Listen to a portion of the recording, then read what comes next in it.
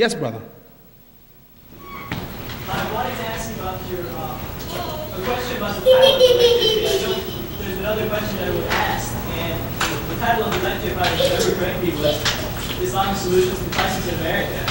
And all that you said, I wanted to thank you, of course, for coming today. I'm very pleased that I was here to listen to you. Yes. And I don't believe that anyone here will argue with you in everything that you said. It's all good.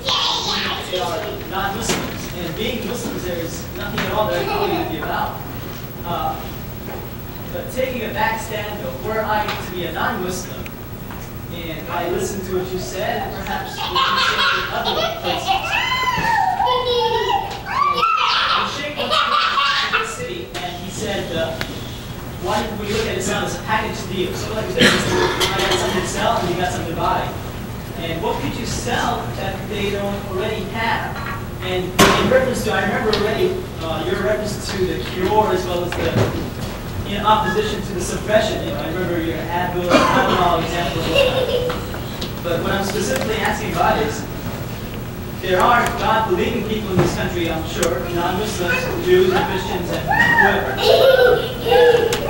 Would this country benefit from Islam that you would tell them, to a non-Muslim, not to me, not to the people in this room, or some of the people in this room? And how would you sell it to them that they don't have an answer to? Try to follow my reasoning today, my logic. I'm going to recount for you what I did purposely and why I did it. I know this is Muslim Awareness Week. And I know the reality that 95% of this audience is Muslim. How many Muslims here? Raise your hand.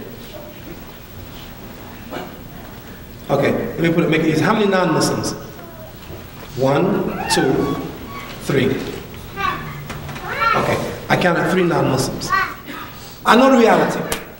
I'm not giving a lecture tonight to non-Muslims that Islam is the answer. That's not my message tonight. Think about what I'm saying. I'm saying everybody's saying that. The proof is in the pudding. I'm saying, show me, man. If you say that Islam is against racism, then let us be the first example to show that there's no racism in Islam. That's my message tonight. See, but I try to say it in a nice way without raising my voice. You see what I'm saying? That's why the analogy, show me. I'm saying, I see it works for me. Does it work for you? I'm saying the people of America don't need no speech, and I ain't giving no speech. I want to give a speech by my action, and I want you to give a speech by your action. I want us to be able to say, there it is, here's the example right here. This is what we have done. This is what we accomplished. I can point 1,400 years ago and say, yeah, see what happened 1,400 years ago? It worked, and how the prophet cleaned. I said that. But the reality is, how does it work today? And every time a Muslim does something contrary to that, the people say, hey man, it ain't no better than what I have. It's the same thing. And the point that I'm trying to push today, my emphasis today wasn't on a speech. That's what I'm trying to tell you. It's not on a speech. If you study the Prophet Muhammad, peace and blessings be upon him, how do you think most of the Sahaba got the wisdom that they got? Sure, they got it from khutbah, but not most of the time. Read hadith. You will find out, I was walking with the Messenger of Allah, and he said this. I was eating with Rasulullah sallallahu alaihi wasallam, and he taught me this. I observed the Prophet. I was in the masjid, and I was behind the Prophet. We were fighting jihad, and the Prophet said,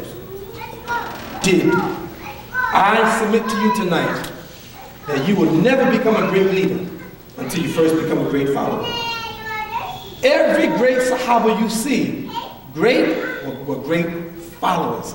And what I'm suggesting tonight is that, no brother, I ain't gonna give you no argumentation tonight because, you know, we're gonna say something so brilliant that every non-Muslim here is gonna say, oh, let me become Muslim. It don't work that way. You know reality, what works? Show me. Show me. You know there's a Muslim in our community, Brother Sudan.